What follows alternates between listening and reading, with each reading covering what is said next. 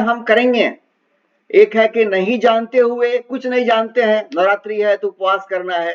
किसका उपवास करना है, कौन कर रहा है, करने से क्या लाभ होगा, नहीं करेंगे तो क्या होगा। पूर्ण उपवास, अर्ध उपवास, उपवास के भिन्न भिन्न लेवल्स हैं। उपवास का मतलब क्या होता है, नवरात्रि में हम वास्तव में क्या पाना है। नवरात्रि क्या ये संसार का कद्दू पाने का तौर तरीका है, या कुछ अनमोल रतन खजाना पाने के लिए नवरात्रि बनाया गया है। वैसे ही दशहरा का वैसे ही है संदेश। अभी all we are heading to Deepavali, Chhath Puja, है ना, त्योहारों का पूरा श्रृंखला है। कार्तिक मास अपने आप में अलबेला है। जो जानता है वो कहता है कि अमृत का बेला है। तो हम सब जिस भाव से, जिस चाव से, जिस लगाव से अपने पर्व को मनाएंगे, उतने ही अंश में ऊपर उठ पाएंगे। और सच माने में अगर हमने पर्व त्योहार के जो मकसद हैं, जो उनका संदेश है, एक है रिचुअल और एक है स्पिरिचुअल। रिचुअल में एस लगा दीजिए तो बन गया स्पिरिचुअल। शरीर प्राण के बिना कोई इसका मतलब नहीं है, मिट्टी हो गया शरीर, प्राण निकल गया, शरीर का कोई मोल नहीं है। लोग कहते हैं भाई जल्दी करो, अब टाइम निकल रहा है, जल्दी चलो, ले चलो अर्थी। वैसे ही है, अगर रिचुअल में एस लगाते हैं तो आपका रिचुअल आपके लिए तारक उधारक बन जाती है। रिचुअल अगर आपका स्पिरिचुअल है और रिचुअल में आपने एस नहीं लगाया तो फिर आपका वो रिचुअल जो है वो सिंबॉलिकल बन जाता है। उससे लाभ तो होता है लेकिन आंशिक लाभ होगा, पूरा लाभ नहीं होगा। ठीक है, हम लोग त्योहारों की श्रृंखला में हैं और पावन आश्विन मास से हम लोग चल रहे हैं। चातुर्मास की धारा में बहते हुए आश्विन को पार कर रहे हैं और पर्व त्योहारों की जो श्रृंखला है वो चालू हुई है धुआंधार। इसलिए मैं शुरू में कहना चाहता हूं, अगर जिसने भी पर्व त्योहारों को तत्परता से, श्रद्धा से मनाया और ये जानते हुए रंगोली बना रहा हूं, क्यों बना रहा हूं, दीप जला रहा हूं, ये दीप का मतलब क्या है, उपवास कर रहा हूं तो उपवास का मतलब क्या है, मैं क्यों कर रहा हूं, क्या कर रहा हूं, इसका फल कितने लेवल का है, उत्तम लेवल का, मध्यम लेवल का और सबसे नीचे जो होते हैं सबसे लो लेवल का। तो हमें कौन सा फल चाहिए। बच्चा तो पढ़ाई करता है, हम लोग चाहते हैं कि नहीं एकदम फर्स्ट क्लास में आना चाहिए नंबर, प्रथम श्रेणी, फर्स्ट डिवीजन। और आजकल तो एक और पागलपन सवार है, फर्स्ट डिवीजन में भी सबसे ऊपर एकदम, क्योंकि उनका लड़का पाया है 98%। अगर हमारे बच्चे को आ गया 90% तो ये कंपैरिजन का भूत जो है, तुलना करने का भूत दिमाग पे ऐसा दिमाग को पागल कर दिया है कि मेरा बच्चा अगर 90% से ऊपर भी पाता है फिर भी मूर्ख पिता उसको आंख दिखलाता है। अरे यार 90% ही क्यों आया, ठीक है भाई 90% कम है क्या, और नंबर से क्या, उसके क्या करेंगे मूल्यांकन नंबर से। ठीक है, नंबर, पढ़ाई के पीछे नंबर आता है, लेकिन ऐसा ही पागलपन नहीं होना चाहिए कि कंपेयर करके बच्चा अब 94% पा गया तो पड़ोस में चाहे कोई हमारे हित कुटुंब में किसी को मिला है 98%, 99%, तो तुमको 94% क्यों आया, वाई 94%, ये तो कम है यार, तुमको तो मैंने ये फीस दिया। ये कंपैरिजन जैसे आप बच्चे के साथ करते हैं, ये बच्चे के साथ नाइंसाफी है। बच्चा अपने आप से compete करे, अपना द बेस्ट लेकर के आए। वैसे ही है, हम अपने बारे में एजेंडा सेट करें कि हम पर्व त्योहार मनाते हैं, कर्म करते हैं, तो हमें किस तरह का परिणाम चाहिए, कैसा फल चाहिए। अपने समय हम क्यों बन जाते हैं बेपरवाह, लापरवाह। अगर मैं कर्म करता हूं, मैं नवरात्रि मनाता हूं, मैं पर्व त्योहार मनाता हूं, तो हमको जानना चाहिए ना कि इसका सबसे प्रथम श्रेणी का फल क्या है, इसका मध्यम श्रेणी का फल क्या है, ऐसा एकदम बिलो ग्रेड का फल क्या है। तो हमको भी यह करना चाहिए कि हम क्यों ना प्रथम श्रेणी का फल प्राप्त करूं।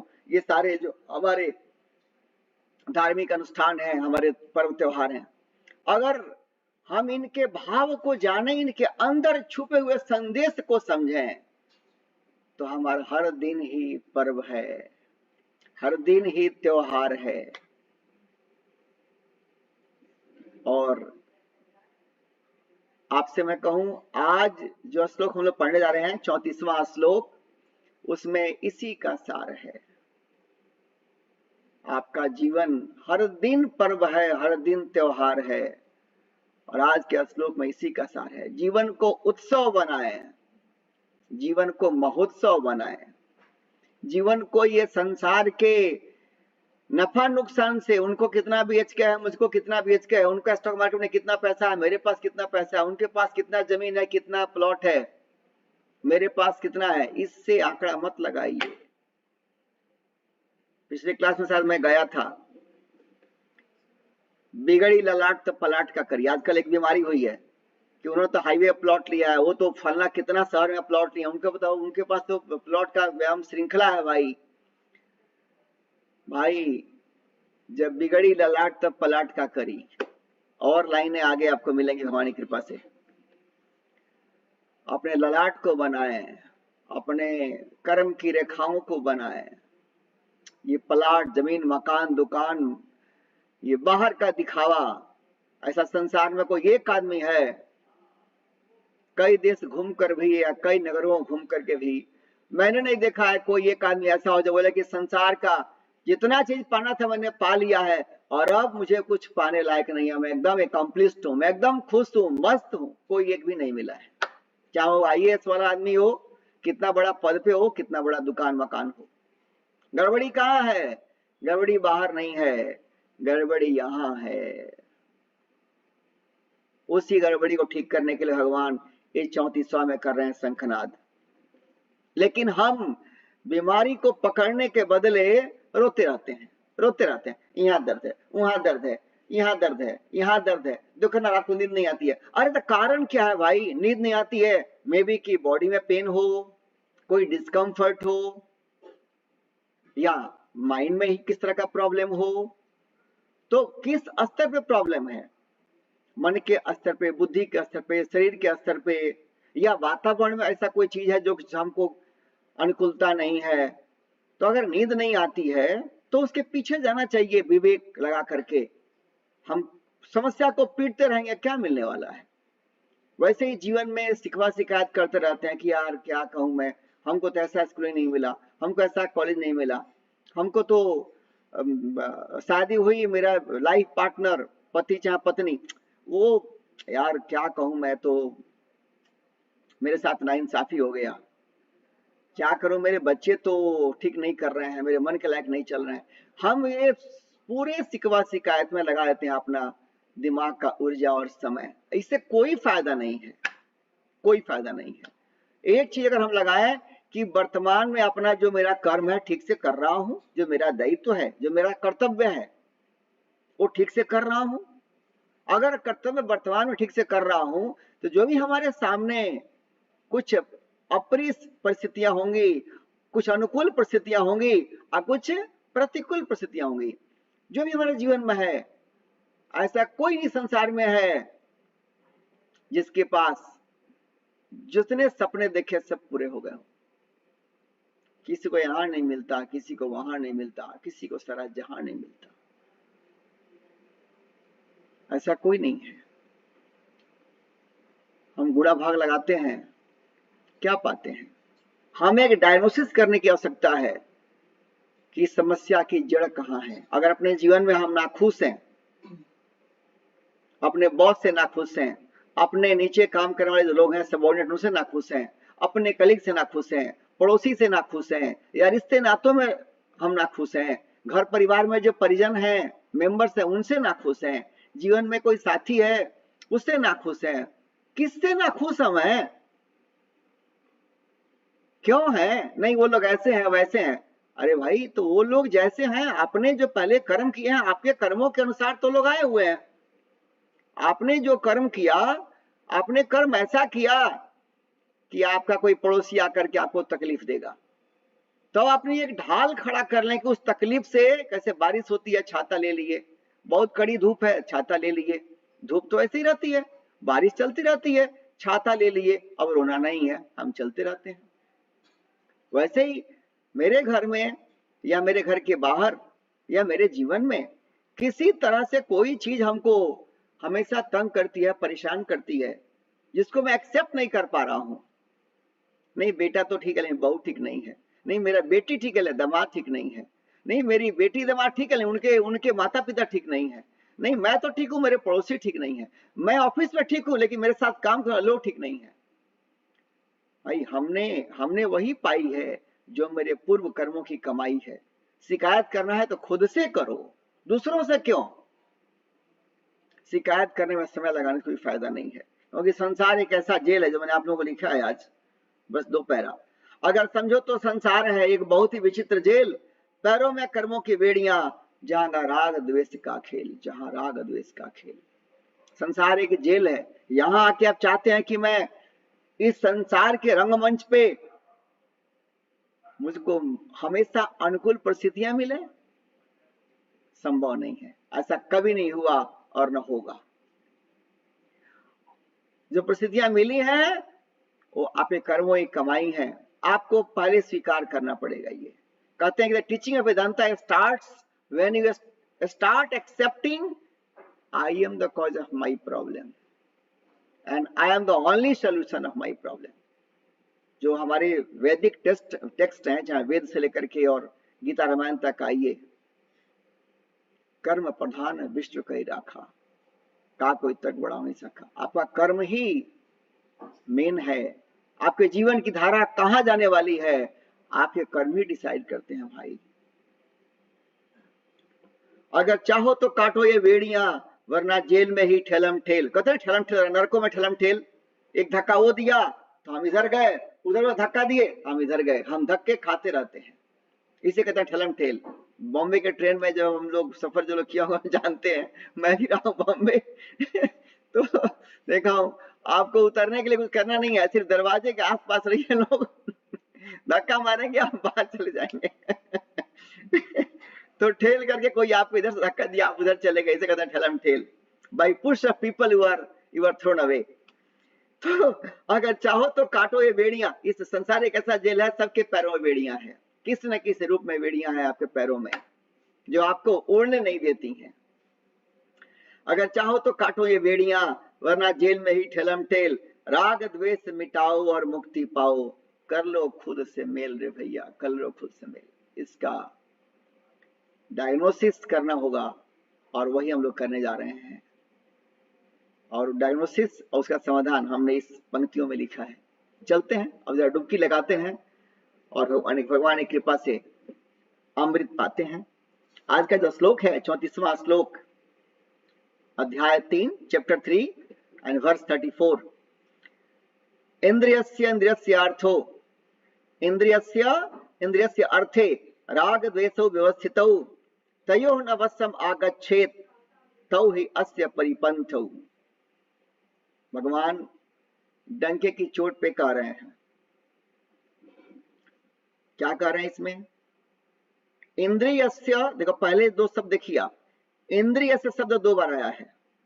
इंद्रियस्य इंद्रियस्य अर्थे, मतलब इंद्रियस्य इंद्रिय के 2 बार आया है। इंद्रिय इंद्रिय के अर्थे, इंद्रिय इंद्रिय के विषय में, मतलब प्रत्येक इंद्रिय के विषय में। राग द्वेष व्यवस्थित, राग और द्वेष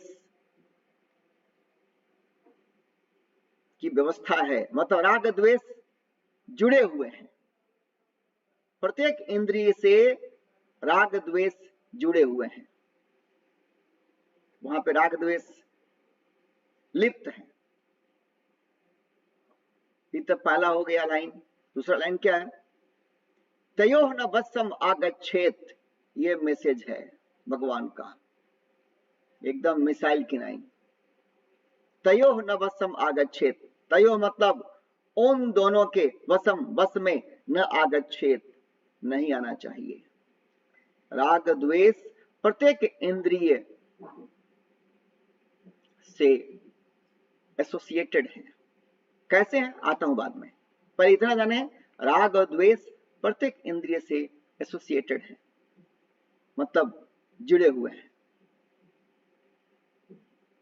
कहते भगवान की तयोः वशम न आगच्छेत्, उनके बस में, उन दोनों के बस में, तो ये मतलब उन दोनों मतलब राग और द्वेष के बस में नहीं आना चाहिए। मनुष्य को राग और द्वेष के बस में नहीं होना चाहिए, राग और द्वेष के वशीभूत नहीं होना चाहिए।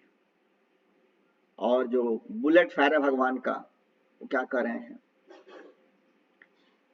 तो ही अस्य परिपंथ, ही मतलब क्योंकि, तो मतलब ये दोनों, अस्य मतलब इस मार्ग में, जीवन के कल्याण मार्ग में, सुख शांति के मार्ग में, आनंद के मार्ग में, मस्ती के मार्ग में, परिपंथो, ये विघ्न डालने वाले शत्रु हैं। ये राग द्वेष जो हैं जीवन के सुख शांति आनंद और जीवन की समृद्धि में, जीवन के जो जीवन का चार्म होता है, चार्म ऑफ लिविंग, जीवन जीने की हस्ती और मस्ती, उसमें ये दो जो हैं, ये दोनों विलन हैं। किसी एक फिल्म में एक विलन काफी है पूरे फिल्म को नचाने के लिए। सोचिए हम लोग जो जीवन में, और कह लें कि हर इंसान अपने जीवन का एक्टर है, और उसको दो विलन से घेरना है। राग और द्वेष नाम के दो खलनायक हैं जो इस एक्टर को हमेशा चैलेंज करेंगे। आप फिल्म देखने जाते हैं, सोचते हैं कि जब विलन परेशान करता है, खलनायक परेशान करता है एक्टर को, तो आप चाहते हैं कि ये ठीक नहीं हो रहा है, ये ठीक नहीं हो रहा है, एक्टर भारी पड़े, मैं ये देखना चाहता हूँ, एक्टर की जीत हो, मैं ये देखना चाहता हूँ। लेकिन आप सबके जीवन में, हमारे जीवन में, हम सब एक्टर हैं, हम सब अभिनय करने आए हैं संसार के रंगमंच पे। हम यहाँ जमीन मकान दौलत कंपनी बनाने नहीं आए हैं, कोई पद पावर पाने नहीं आए हैं। संसार ने दे दिया आपको पद और पावर, संसार की सेवा के लिए दिया है, ये मानना यहाँ तक तो चल जाएगा। लेकिन ये पद मेरा है और मैं पदाधिकारी हूं, ये सैल्यूट मेरे लिए है, आई डिजर्व इट, ये धन मेरा है, ये मकान मेरा है, ये दुकान मेरा है, ये आ गया, ये हम सबका, ये हम सब के कल्याण के मार्ग में बाधक है। और जो इसको बढ़िया से हैंडल किया वही साधक है। हमें सबसे भगवान इस श्लोक 34वां श्लोक को क्यों लेकर आए हैं, इसलिए कि 33वां भगवान कह रहे हैं कि ये जो हम लोग पढ़े थे, सदृशम चस्ते स्वस्या प्रकृति ज्ञानवानपि प्रकृति यान्ति भूतानि निग्रह किम करिष्यसि। भगवान कहते हैं कि बस आप क्लियर हो जाइए इस मामले में कि सबका जो स्वभाव है, सबकी जो प्रकृति है, उसी के अनुसार सब लोग संसार में बिहेव करते हैं, बर्ताव करते हैं, कर्म करते हैं, अपनी अपनी प्रकृति के अनुसार। अगर अपनी प्रकृति को नहीं बदलेंगे, निग्रह हम क्यों करिष्यति, किसी का हट क्या करेगा। हमारी प्रकृति अगर होगी धर्म पे चलने की, हम धर्म पे चलेंगे। प्रकृति हमारा संस्कार स्वभाव, हमारा अगर संस्कार हमारा स्वभाव होगा कि नहीं हमको पद चाहिए एट एनी कॉस्ट, तो हाल किसका होगा, हाल होगा दुर्योधन जैसा। एट एनी कॉस्ट हमको पद चाहिए, एट एनी कॉस्ट हमको पावर चाहिए, हर हाल में हमको धन कमाना है। जानते हैं रिश्वत लेना यार उत्तम काम नहीं है, लेकिन वो पैसे से प्यार है, तो फिर क्या होगा, समझौता होगा। तो हमारी प्रकृति हमारा संस्कार जैसा होगा वैसे ही हमारे जीवन की नाव चलती है। हमारा हट क्या करेगा, हम जानबूझ के चाहे, दुर्योधन तो कहा था ना, जब पूछा गया है भाई ये क्यों कर रहे हो पाप, तो उसने कहा था ना, बोला अधर्म से हट जाओ, ये विनाश करा देगा। समझाने वालों की कमी नहीं थी, विदुर थे, भीष्म पितामह थे, ये लोग बड़े बड़े मेंटर थे, छोटे मोटे को सुनता नहीं था। तो पूछा गया कि भाई मत करो, इसमें पूरा विनाश होगा, कल्याण इससे तुम्हारा नहीं होगा, भला नहीं होगा, यह धर्म है, ये पाप है। बोला कि जाना में धर्मम नच में प्रवृत्ति, मैं जानता हूं कि धर्म क्या है, मेरे उसमें प्रवृत्ति नहीं है। जानामि अधर्मम नच में निवृत्ति, मैं जानता हूं अधर्म क्या है लेकिन उससे मेरी निवृत्ति नहीं है। मतलब वो जान रहा है कि जो कर रहा हूं वो धर्म है, पाप है, फिर भी उसकी प्रवृत्ति है, संस्कार है, उसको धक्का दे रहा है। जो इसलिए भगवान कह रहे हैं कि ये 33वां के बाद 34वां कह रहे हैं कि ये अपनी प्रकृति को ही बदलो, अपने संस्कार को बदलो, अपने स्वभाव को बदलो। डायग्नोसिस हमारे जीवन का जो जितनी तरह की प्रॉब्लम है उस आ रहा हूं, आप करेंगे डायग्नोसिस। भगवान 33वां में जब कह रहे हैं कि आपकी प्रकृति ही आपका प्रॉब्लम है, आपका प्रकृति आपका स्वभाव बन गया, आपका संस्कार बन गया। हर जगह मुझे मान मिले, बेटे से मिले, दामाद से मिले, पड़ोसी से मिले, समाज में मिले, जहां काम करता हूं वहां मिले, हर जगह मेरे घर में मिले, मेरे गांव में मिले, हर जगह सम्मान। पहला कुर्सी मुझको मानित्वम है, एक्सपेक्टिंग मान, self respect everywhere, demanding respect. मानित्वम, मान में चाहत हो गई है, तब क्या होगा? जहां नहीं मिलेगा वहां द्वेष पैदा आपके अंदर होगा, क्योंकि आपने अपना संस्कार बना लिया है, अपना आपका वो प्रकृति बन गया, हर जगह मान मिलना चाहिए मुझको। तो भगवान कह रहे हैं कि ये संसार में सबके जीवन की जो धारा है उसका वेग उसके संस्कार बल से चलता है। आपका संस्कार बल सात्विक है कि तामसिक है कि राजसिक है, ये मायने करता है। अब इसलिए 34वां में कह रहे हैं, 33वां में कह इन्होंने कि बस संस्कार बल आपको धक्का देकर आगे लेके जाता है।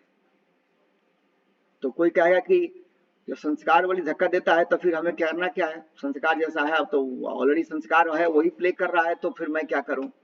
34वां में कह रहा है कि संस्कार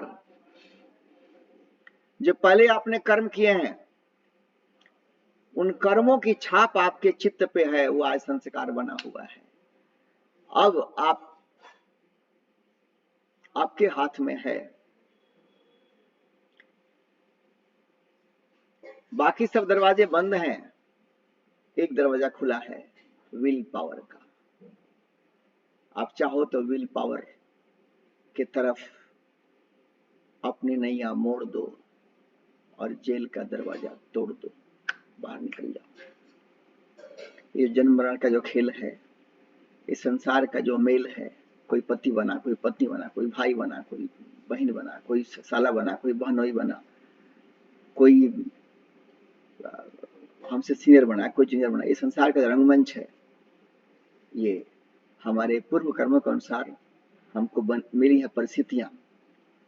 हमारा हो सकता है रोल संसार की नजरों में वो रोल दिखता हो कि छोटा है, बहुत ये है, लेकिन हर रोल का अगर एक अभिप्राय है, ये तो मूर्खों का लेखा जोखा है कि किस रोल से कितना बड़ा पैकेज मिलेगा।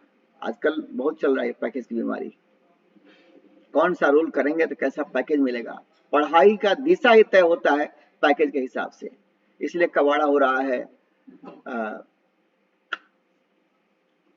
वर्क कल्चर, परिवार कल्चर और समाज कल्चर, सब में हो रहा है गिरावट। क्योंकि हम जब सब कुछ पैसे से डिसाइड होगा तब तो वहां आचरण, चरित्र, नैतिकता, एथिक्स सब चल जाएगा पीछे। पैसा should not be in the front, four front. सबसे आगे जब पैसा होगा, ये तो फिल्म वाले का दिए बाबू बड़ा भैया ससुरा रुपैया, फिल्म वाले को तो कुछ भी करते हैं एट देयर कन्वीनियंस। वो आदमी को नंगा करके बोलेंगे ये नया फैशन है, बहुत सारा कचरा लेकर के आते हैं वो लोग। सबसे बड़ा है कौन सा चीज? वो है विल पावर। उसका संख्यान भगवान कर रहे हैं कि 34वां में कि आपके पास एक मौका है, एक अस्त्र है, एक शक्ति है, फ्री विल, जिसका उपयोग करना और अपने कर्मों में कुछ ऐसा चीज भरना कि इस जेल में बार बार आकर नहीं पड़े मरना।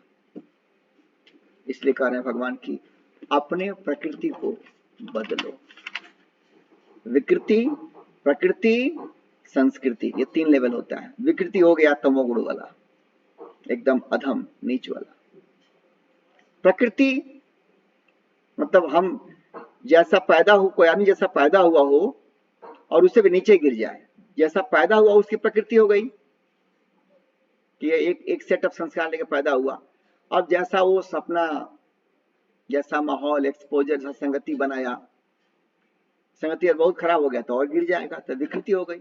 और संगति उसकी अच्छी हो गई, दिशा अच्छी हो गई, विवेक जग गया, तो अपने प्रकृति को वो संस्कृति में बदल देगा, सुसंस्कृत हो जाएगा, सुसंस्कारी हो जाएगा, विचारवान हो जाएगा, सदाचारी हो जाएगा। उसका बोली, विचार, व्यवहार, जीवन शैली दूसरों के लिए हो जाएगा प्रेरणा प्रकाश। ये है परिवर्तन। हमारे हाथ में अपने संस्कारों को बदलना। और इसीलिए 34वां श्लोक भगवान कह रहे हैं अपने संस्कारों को अपग्रेड करने के लिए, अपलिफ्ट करने के लिए, उन्नत करने के लिए। और इसको समझाने के लिए कह रहे हैं क्यों करना है, क्योंकि हमारा जो भी काम होता है, हम गिरते कैसे हैं जीवन में, जो करना चाहिए वो नहीं करेंगे और नहीं करना चाहिए वो करेंगे, इसीलिए गिरावट होती है। जैसे घरों को भरना है खूब ऑक्सीजन से, कि घरों में खूब ऑक्सीजन हो, हमको सांस सबसे पहले सकता क्या है, खूब हमको हवा मिले, साफ सुथरी और स्वस्थ मिले, और प्लेंटी ऑफ एयर मिले, हमको ऑक्सीजन रिच।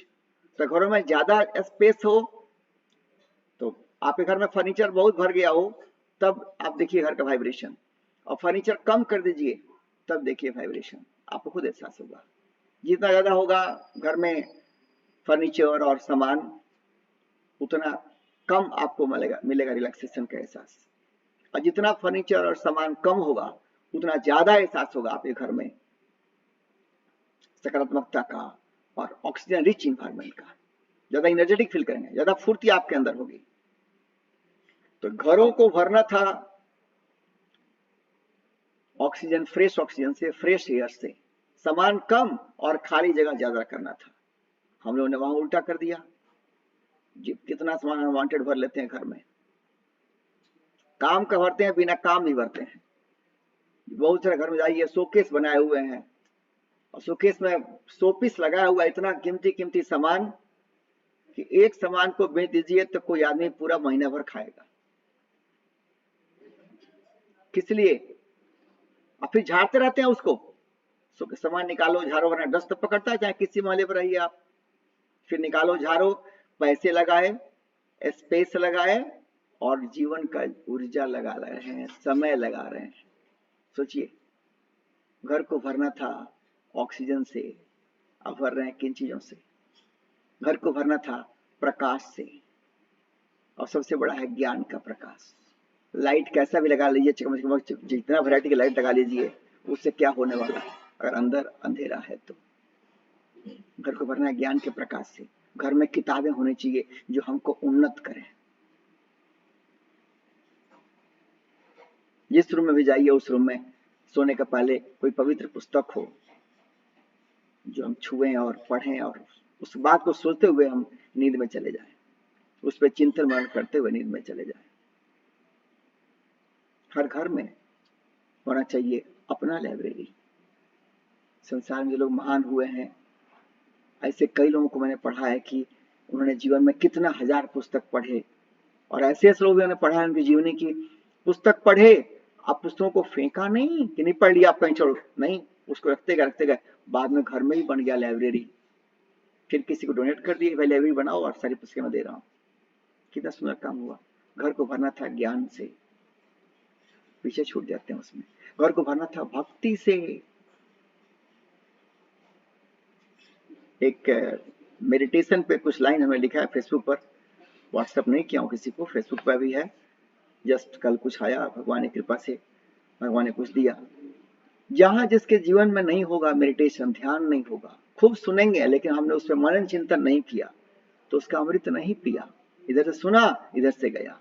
हम सुनेंगे, उसे मनन चिंतन करेंगे कि कि हमें शास्त्र बता रहा है कौन सी बात हमारे जीवन में इसके लिए, इसकी क्या उपयोगिता है, क्यों करूं, कैसे करूं, क्या इससे मिलेगा, क्या इससे फायदा हमको होगा। तो भक्ति से हमारा जीवन लबालब भरना चाहिए, भरा हुआ होना चाहिए। लेकिन उल्टा होता है, भक्ति के सिवा बाकी चीजें पूरा भर लेती हैं हमारे समय को, हमारे जीवन को।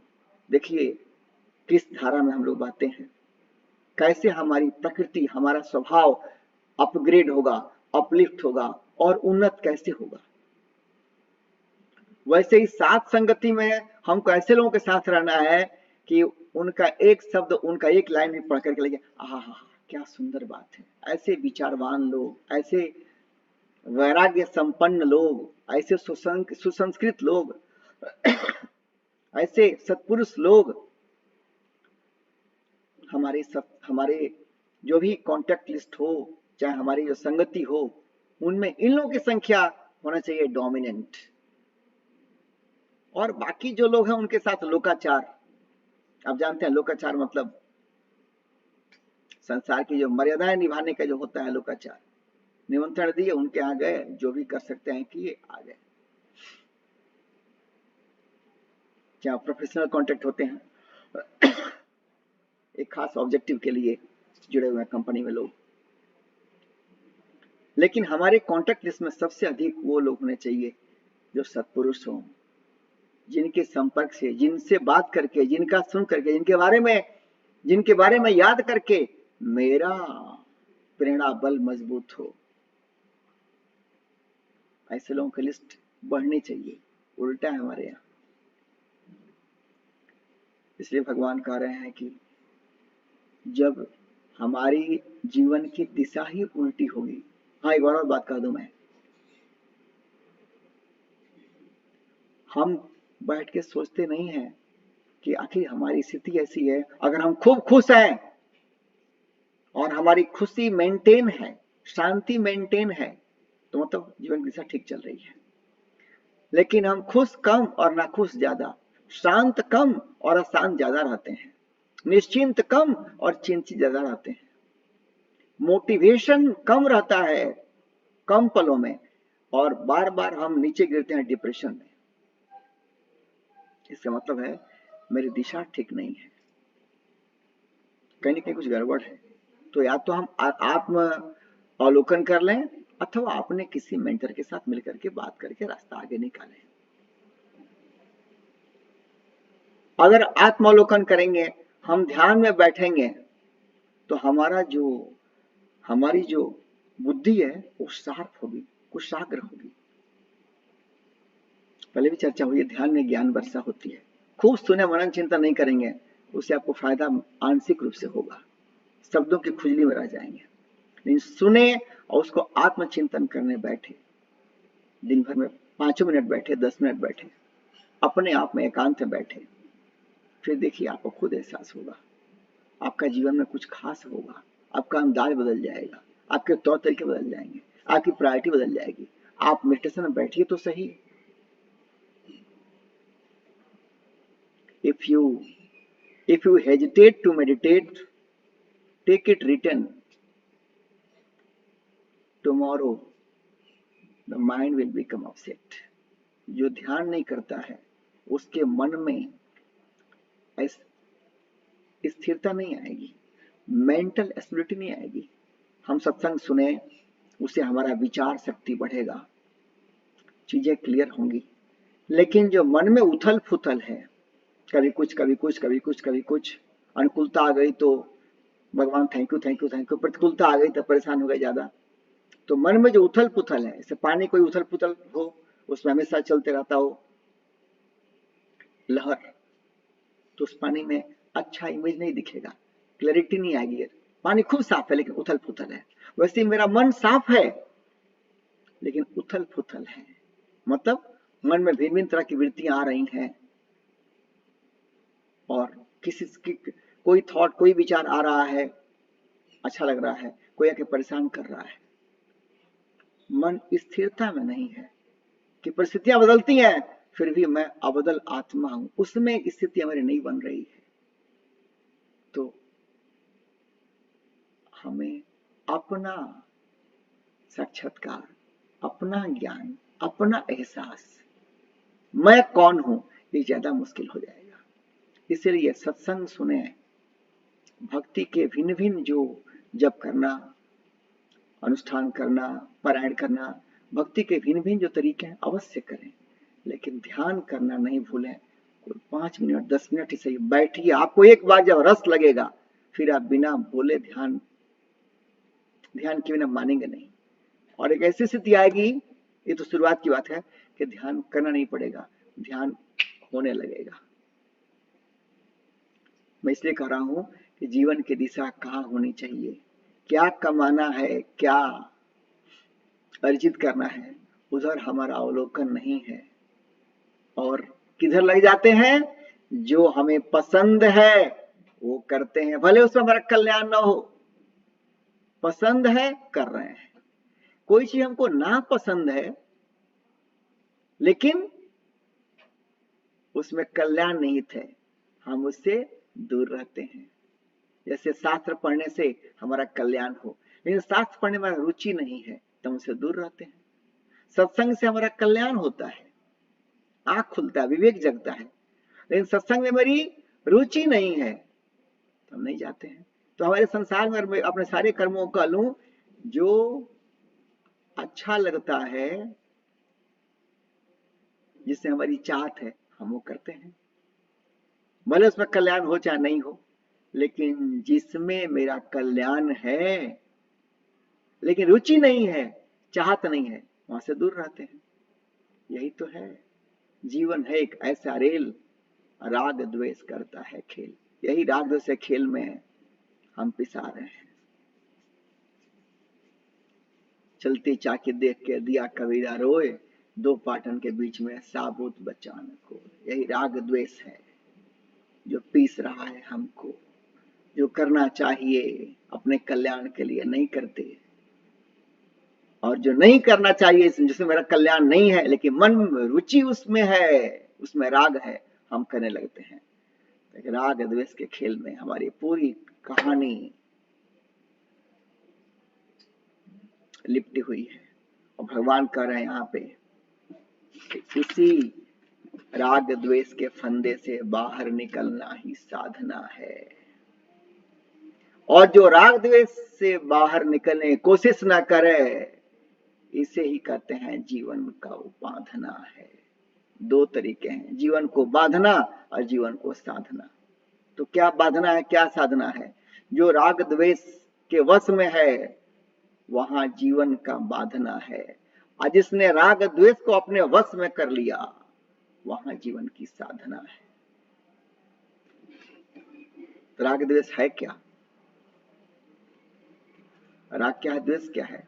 इंद्रियों को जहां अनुकूलता लगे, हमारे स्वाद को अच्छा लगता है कि हम पकौड़ी खाएं, आइसक्रीम खाएं, भले उससे हमारा भला नहीं होने वाला हो, स्वाद अच्छा लगता है, खूब चटपटा खाएं, पेटिस खाएं, खूब चटपटा खाएं, मसालेदार सब्जियां खाएं, तेल में कुछ भुना हुआ चीज खाएं। अब यहां इसको चाहत है, ये इंद्रिय है, स्वाद ग्रंथि को चाहत है स्वाद में। अब उसको नहीं मतलब है कि हमारे लिए अच्छा क्या है बुरा क्या है, बस चाहत लग गई है, रुचि लग गई है, लत लग गई है, उधर खिंचावट उसकी है। ये ऐसे ही तो राग उत्पन्न होता है, यही राग है। जहां राग है वहां अभाग है, जहां द्वेष है वहीं क्लेश है। क्लेश में दुख। तो हमारे जीवन में दुर्भाग्य और दुख, ये दोनों राग द्वेष के ही कारण है। और राग द्वेष से वो बाहर निकलना, यही इसका निवारण है। मैंने कहा था ना, डायग्नोसिस आप करेंगे, समाधान भी आप ही बताएंगे, अंत में मौका दूंगा आप खुद बोलेंगे। तो ये राग द्वेष ये क्या फिक्स है पर्सन टू पर्सन? नहीं, अलग अलग है। बारिश हुआ, बारिश करके कोई किसान बोला आहा कितना सुंदर बारिश हो रहा है, किसान का मन तर गया, क्योंकि बारिश हो रहा है, जो खेत में फसल लगाया है, धान का फसल है, पानी की जरूरत है, कोई पानी का उपाय आसपास खेत के पास नहीं है, आस लगाया बैठा है। बारिश हुई, किसान कहा भगवान बहुत बहुत धन्यवाद, बारिश कर दिया। किसान का मन तो तर गया, खेत भी तर गया, लेकिन उधर कुम्हार है जो कच्चा बर्तन बना करके सुखा रहा है, बेचारा वो जीते जी मर गया। क्यों? क्योंकि बहुत सारा बर्तन बनाया है और अयोध्या से ऑर्डर आया है जोगी जी के टीम से कि भाई इतना लाख दिए जलाने हैं, तो अपना दिन रात मिलकर कुम्हार काम कर रहा है, कच्चा दिया बना के सुखा रहा है।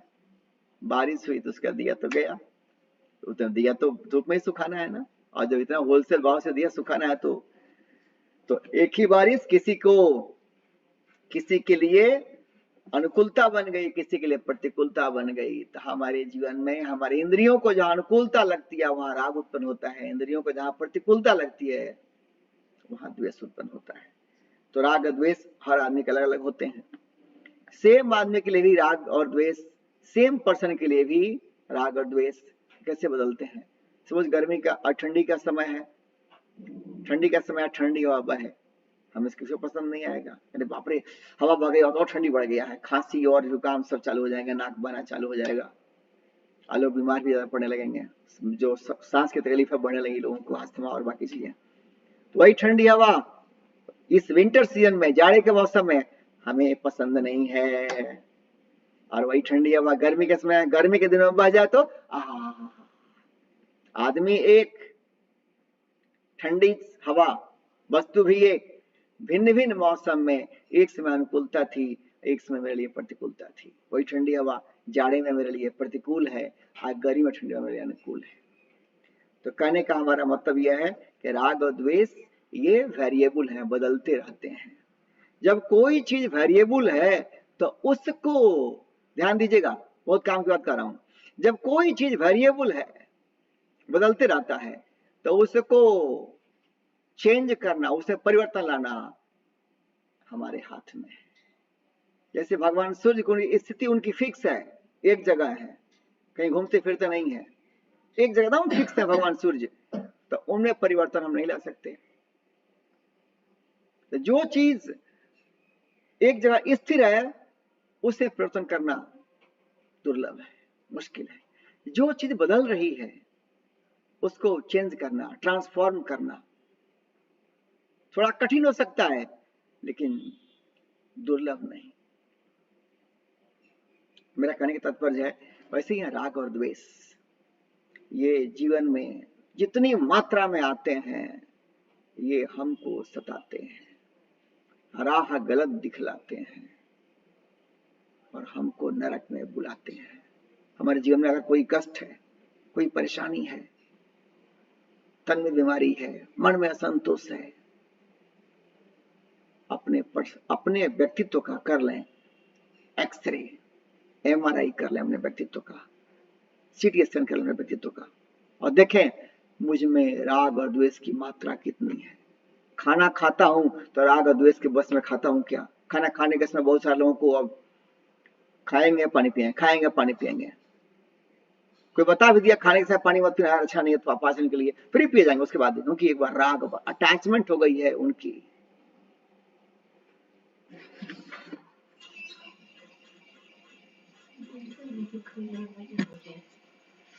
दूसरी बात है, कोई आदमी है और ध्यान से एक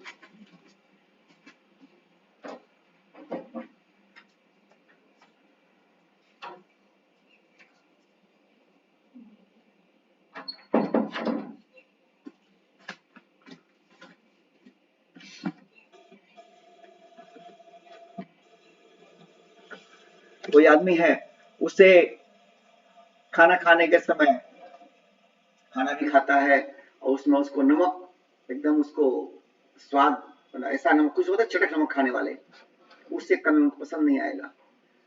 और ये उनको कोई बता भी दे कि देखिए नमक से आपको फायदा कम नुकसान ज्यादा है और नमक खाना चाहिए बहुत कम मात्रा में। अगर नमक खा रहे हैं आप थोड़ा सा एक्सेसिव तो फायदा उससे कुछ नहीं है, नुकसान बहुत है। जैसे जैसे उम्र बढ़ती है तो नुकसान और बढ़ते चला जाता है। फिर भी उनकी जो अटैचमेंट हो गया उनके स्वाद ग्रंथि का नमक के साथ, थोड़ा भी नमक कम होगा बोले ऊपर से डाल दो। मैं भी उसी वैरायटी में था। ये मेरे जीवन में एक एक गुरु जी का सानिध्य मिला और गुरु जी का ज्ञान मिला और गुरु जी का मार्गदर्शन मिला, तो मेरा वो हैबिट ट्रांसफॉर्म हो गया। मेरी प्रकृति थी कि नमक कम हो गया, विदेश में रहते हुए अपना खाना बना रहा हूँ तो नमक कम हो गया, तुरंत लेके डाल दिया। आजकल बहुत सारे होटलों में टेबल पर बस नमक डाल दो, ऐसे जब as you like you put it. वैसे अपने घर में भी मेरे खाना के पास में रहता है नमक और मिर्ची, हरी मिर्ची, जहाँ थोड़ा नमक कम मैं डाल लूंगा। लेकिन जब जीवन में गुरु जी मिले और उन्होंने मुझे कहा कि नहीं ये अच्छा नहीं है, कहा मैं भी जानता अच्छा नहीं है लेकिन अभी खा रहा हूँ, क्या करूँ? नहीं आप धीरे कम कीजिए। कम करने लगा। आज मेरी स्थिति है भगवान की कृपा से, माँ गीता की कृपा से, कि खाने में अगर नमक कितना भी कम हो जाए तो कोई दिक्कत नहीं है, और सामान्य है ठीक है, लेकिन सामान्य से भी अगर कम है कोई दिक्कत नहीं है। ये नहीं बोला कि नहीं ला के डालो, क्यों? It just habit. जैसे अपने आप को आप ट्रेन करेंगे वैसा ही माइंड आप फ्रेम करेंगे। तो ये है राग द्वेष कैसे वैरी करता है। इसका आधार कहाँ है राग द्वेष का? इसका आधार है मैं में। राग द्वेष का फाउंडेशन है वो मैं में है। जब तक मैं हूं, मैं ये हूं, मैं वो हूं, जितना बड़ा होगा मैं उतना ही कठिन होगा राग द्वेष से छुटकारा पाना। राग द्वेष से छुटकारा मिलता है धीरे धीरे। राग द्वेष को कहते हैं कि राग द्वेष को न्यूट्रलाइज करने का चीज है, उसको शमन करते हैं, धीरे धीरे ठंडा करते हैं। तो याग बहुत हो तो उसका पहले oxygen level, oxygen supply, air supply काटते हैं, फिर उसको ऊपर से ना पानी बरसाते हैं या बालू बरसाते हैं, तरह तरह के तरीके हैं। अग्निशामक यंत्र का उपयोग करते हैं ताकि जो ऑक्सीजन का सपोर्ट है वो कट जाए। तो हमारे जीवन में जो राग और द्वेष जो हम हमारे सारे कर्मों को, हमारे बोलचाल को, खान पान को, कपड़े के पहनावा को, अब कपड़ा पहनते हैं लोग तो नहीं सोचते कि कपड़ा पहनने का मतलब है कि वेल ड्रेस्ड, तन बढ़िया से ढका हो और I should present in a good manner, ठीक है। सिवाय कि दूसरे लोग कपड़े पहनते हैं और फाड़ लिए क्यों पर फाड़ लिए घुटना पे, और जहां मन किया वहां अपना दिखा रहे हैं और उसी को अपना मानते हैं कि हाँ हमारा उनके तरह से मैं भी दिखना चाहिए। बोले चाहे कितना ही फटा हुआ वो पहनते हैं, मैं भी फटा हुआ पहनूं। तो ये क्या है? ये हमको राग हो गया है कि लोग मुझे देख करके कितना बढ़िया फील करते हैं, ठीक है, और दूसरे से तुलना करके। जबकि मेरा राग अगर होगा कि मुझे इससे कोई फर्क नहीं पड़ता है कि लोग मेरे में क्या सोचते हैं, मैं अपने आप को बढ़िया से कवर करूं और प्रेजेंटेबल स्टाइल में ड्रेस पहनूं। तो अगर दूसरे लोग क्या कहते हैं, दूसरे लोगों के अनुसार मैं कैसा दिखता हूं चाहे दिखती हूं, अगर वो राग है तो मेरा रिफॉर्म नहीं होगा, मेरे ड्रेस का ट्रांसफॉर्म नहीं होगा। तो मेरा जो आई है, अहम है, वो जितना अहंकार, मैं लोगों की नजरों में मेरा पर्सनालिटी एकदम खिलना चाहिए उन नजरों में। लोग कौन होते हैं? मुझे इवेल्युएट करने वाले। तो मेरा जो आई है वो अहंकार, वो जितना कम होगा, राग द्वेष को शमन करना उतना आसान होगा। और मेरा आई का सबसे बड़ा सेंटर कहाँ है? आपको कहता है कि मैं बड़ा पद वाला हूं, बड़ा पावर वाला हूं, बड़ा धन वाला हूं, ये सब है। वो सब के नीचे आइए तो पद, पावर, धन, रिश्ते नाते, लोग जिससे जुड़ करके अपने आप को बड़ा मानते हैं, सबसे नीचे की बुनियाद है शरीर। शरीर से सब जुड़ा हुआ है। इस शरीर को और मैं मानता हूं कि मैं ये शरीर हूं, तो राग द्वेष से छुटकारा पाना बहुत मुश्किल है। फिर मेरे से खान पान, बोली, विचार, रंग ढंग, हैबिट्स में रिफॉर्म करना, ट्रांसफॉर्म करना एक्सट्रीमली डिफिकल्ट होगा जब तक हम शरीर को मैं मानते हैं। और शरीर को हम अगर मैं नहीं मानता हूं, मानता है शरीर दिया गया है, भगवान ने दिया है, प्रकृति से ही बनी है। संसार की चीजें, जड़ पदार्थ कैसे बने, जमीन, मकान, दुकान, पेड़ पौधे कैसे बने हुए हैं, वैसे शरीर की बनावट है। जड़ वस्तु से शरीर बनी हुई है। तो बाकी संसार की जड़ वस्तुएं हैं, वैसे शरीर भी जड़ वस्तु है। मैं हूं जिसके कारण शरीर का कोई मोल है, वो मैं कौन हूं इसको मैं खोजूं। तो मैं अपने आप को शरीर से इतना डिटैच करूंगा, मैं चेतन हूं और शरीर जड़ है। तो जड़ चेतन का जो संबंध जितना जकड़ा रहेगा कि मैं, मेरा बॉडी, ये मैं हूं, जितना अधिक ये बॉडी के साथ, शरीर के साथ जितना अधिक जुड़ाव होगा, इस शरीर में जितना अधिक आसक्ति रहेगी, उतना मुश्किल है राग द्वेष से छुटकारा पाना। इसलिए राग द्वेष का जो आधार है वो है अहम, मेरा अहंकार, और मेरे अहंकार का जो नींव है वो इस शरीर पे है, इस शरीर में हूं। जहां ये कटा कि शरीर में नहीं हूं, ये भेद कटा या ये ज्ञान खुला, ये पर्दा उठ गया, शरीर में नहीं हूं, मिला हुआ है, प्रकृति से बना है। मेरी आंखें फूल की तरफ मोहित हो जाए, मेरा टेस्ट वर्ड कोई मसालेदार या कोई चटपटा खाने की तरफ अगर उधर इसकी रुचि हो जाए, तो इसमें आश्चर्य क्या है?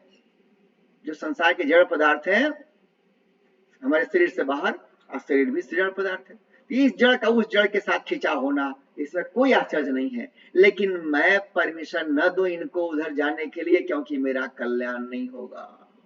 ये मेरे लिए, शरीर जो है मेरे लिए उपकरण है, इंस्ट्रूमेंट है। इसमें इंद्रियां कितनी अद्भुत इंस्ट्रूमेंट है। छोटी सी आंख और दिखने में सोचिए कि कितना इसका अद्भुत काम है। कान छोटा सा छिद्र है, अद्भुत काम है। तो मेरे लिए तो ये इनक्रेडिबल इक्विपमेंट्स हैं, इनका इस्तेमाल हो मेरे कल्याण के लिए, इसलिए मुझे मिले हैं। मैं इनके बस में ना आ जाऊं, भगवान तो यही संदेश दे रहे हैं। तो राग द्वेष किस में होते हैं? ज्ञानी में क्या? ज्ञानी में, ज्ञानी में तो नहीं होते हैं, क्योंकि राग द्वेष न्यूट्रलाइज होने के बाद ही ज्ञान कहीं से मिलता नहीं है। गुरु ज्ञान देंगे, कोई कान फूक देगा, ये सब बेवकूफी बातें हैं। गुरु राह दिखलाएंगे, अपने चिंगारी से आपकी आग जला देंगे, लेकिन आपका जो कोयलापन है, कालापन है, आपका अंतःकरण जो मलिन है, वो गुरु नहीं साफ करेंगे, आपको खुद साफ करना पड़ेगा। हाँ, गुरु सहारा बनेंगे, आपको रास्ता दिखा सकते हैं। सक्षम गुरु हैं तो उनका सहारा भी सक्षम होगा आपको रास्ता दिखाने में। बस इतनी तीव्र चलना खुद पड़ेगा अपने आप को, आपके लिए कोई गुरु नहीं चलेगा। तो ज्ञानी में तो राग द्वेष नहीं होते हैं, वो तो ऑलरेडी राग द्वेष को धो करके ही उनके अंदर ज्ञान का आविर्भाव हुआ है। आगे आपको आएगा, चौथे अध्याय से बात शुरू होगी। लेकिन जो अज्ञानी है उनमें राग द्वेष का पूरा जकड़न है, और जो साधक हैं थोड़ा उनमें जकड़न कम रहेगा। तो राग द्वेष का निवास स्थान कहाँ है? देखने से लगता है निवास स्थान आंख का, कहते हैं इंद्रिय से शुरू का जो दो शब्द है, इंद्रियस्य अर्थे, इंद्रिय के विषय में, मतलब प्रत्येक इंद्रियों के विषय में, प्रत्येक इंद्रियां जो हैं अपने अपने विषयों की तरफ उनका राग होता है। आज जब वो पूरा नहीं हुआ तो फिर वहां से मामला बिगड़ता है, ना खुशी असंतोष सब कुछ होता है। तो राग द्वेष का जो निवास स्थान है, ऐसे प्रतीत होता है कि आंख का अपना राग है, राग के एरिया है, कान का अपना है, त्वचा का अपना है ना, रूप रस गंध ये जो है, तो इंद्रियों का अपना अपना रस का एरिया है जिसमें उनको राग होता है। लेकिन ये बाहर की बात है। सबसे सूक्ष्म बात और असली बात इसमें यह है कि राग द्वेष, राग जो है वो इंद्रियों तक सीमित नहीं है। प्रतीत होता है कि स्वाद है, मेरे स्वाद का राग चटपटा खानों में है, मिठाई में है, प्रतीत होता है। लेकिन वही आदमी एक जब ट्रांसफॉर्मेशन उसके अंदर होता है, रिफॉर्म होता है, तो वही आदमी अभी स्वाद से ऊपर उठ गया। अब वो खाना खाता है, स्वाद उसके लिए सेकेंडरी है, पहले सेहत है। पानी कब पीऊं, कैसे पीऊं, खाना में कब क्या खाऊं, अब वो कॉन्शियस है, जागरूक है, जानता है खाना हमारे लिए शरीर को हिस्ट पुष्ट करने का माध्यम है। तो स्वाद उसकी प्रायोरिटी नहीं होगी, स्वाद सेकेंडरी होगी, पहले सेहत। इंसान तो ही है, अब जग गया, अब उसको रंग लग गया। तो कहां पे असली चाबी है जहां से राग द्वेष का ज्वार भाटा उठता है, जिसके कारण हमको जो संसार में जैसे कर्म क्या पढ़ना है वो नहीं पढ़ते हैं, नहीं पढ़ना है वो पढ़ते हैं, टीवी में क्या देखना है वो नहीं देखेंगे, गए गूगल पे तो किस चीज से हमारा ज्ञान वर्धन होगा हम नहीं देखेंगे, बाकी कितना फालतू चीज वहां पे है, वहां पे समय लगाएंगे। तो जो करने योग्य है, डुएबल है, वहां दुर्लभ इस मानव जीवन का समय नहीं लगाते हैं। आज जो मेरे लिए किसी काम का नहीं है, नॉन डुएबल है, उसमें समय लगाते हैं। उदाहरण के लिए शिकायत करने में, दोषारोपण करने में, आरोप प्रत्यारोप में। चाहे मैं ठीक नहीं हूं, मेरे साथ ऐसा है वैसा है, मेरा देह ठीक नहीं है तो मैं दिखने में सुंदर नहीं हूं, चाहे मेरे पास पैसा नहीं है, लोगों के पास इतना है, मेरे पास लोग सहयोग नहीं करते हैं, मैं तो अकेला हूं। रोने गाने के लिए बस गाते, क्या मिलने वाला इससे? इसके जगह अगर हम ध्यान में बैठे आत्मचिंतन करें कि जो आया है हमारे सामने, जो भी परिस्थिति आई है वो मेरी कमाई है, no complaint anybody else, let मी